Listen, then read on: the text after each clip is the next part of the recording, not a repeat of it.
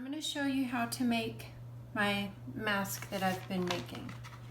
So this is my pattern. It's 13 inches long by 7.5 inches wide. It's just a rectangle.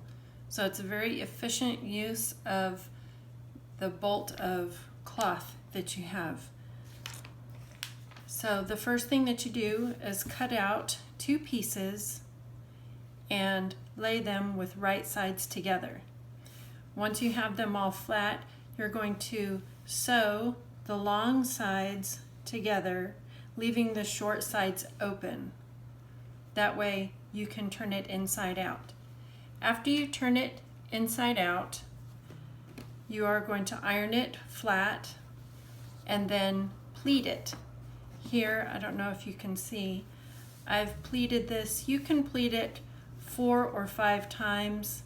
I just take the fabric after it's sewn and folded and go like this and iron it down, and then pinch it again and iron it down, and just keep on making folds and ironing it down until it looks like this, and then run the sides under the sewing machine to hold it in place. Now, once you've got it in place, you've got all this scraggly stuff that you don't want there. So I use the pinking shears and just cut off the ends so it cleans it up. It also helps it to keep it from fraying.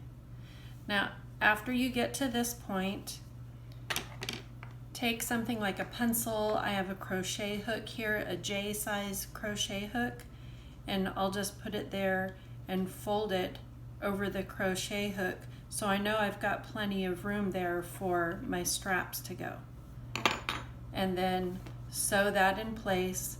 I go one way, turn, and then come back the other way.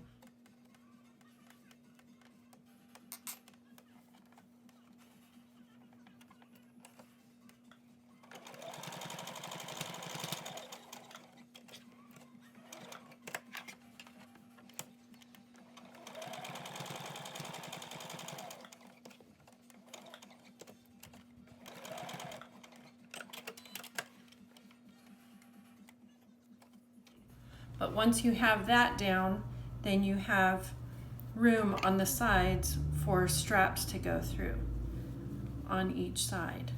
And there's plenty of room there for it. So far we have the front and back sewn together, pleated, and then straps put on the sides.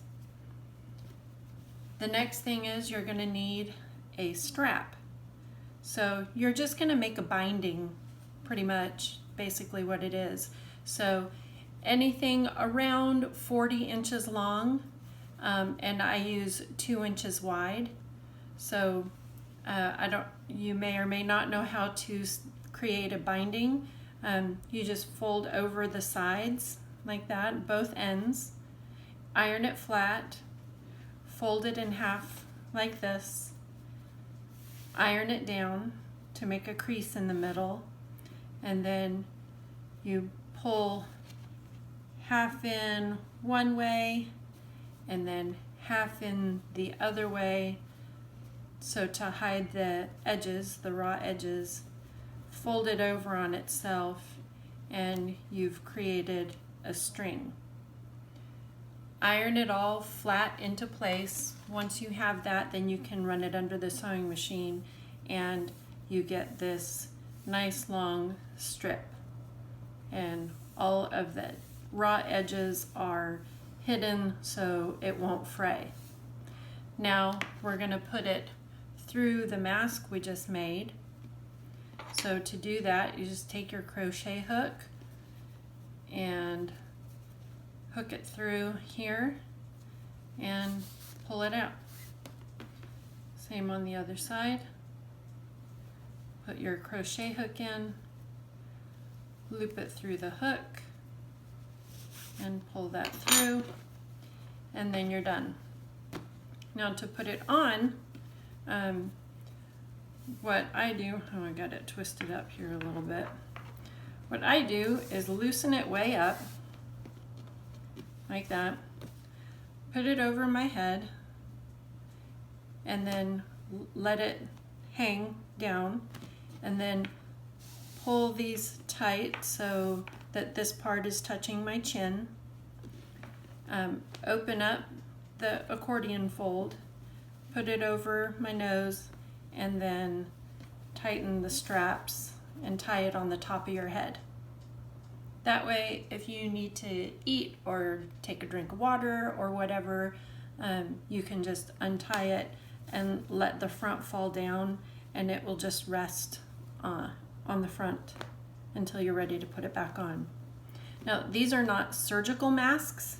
They are not hospital grade masks by any means, but from what I've read and from the studies that my husband and I have been looking at, using a broadcloth, which is what these are made out of.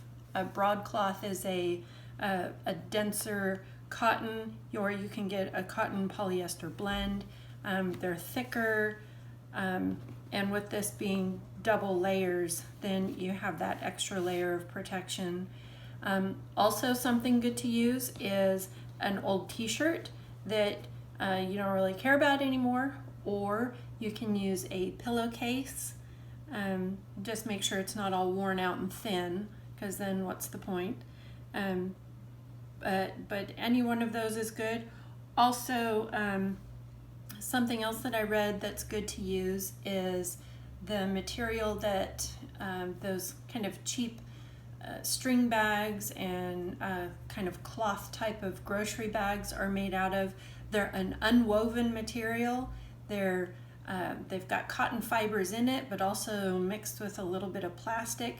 But instead of cotton fibers, which are woven like this, they're kind of just every which direction and pressed together, so it gives more of a filtering action. I can post a picture of one of those if you're curious what I'm talking about. It's just those kind of cheap string bags that you get as freebies from places like grab bags.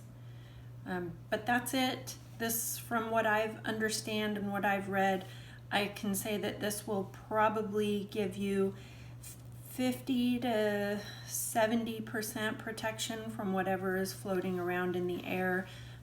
Definitely not 100% protection, but it's better than nothing, especially for high-risk individuals.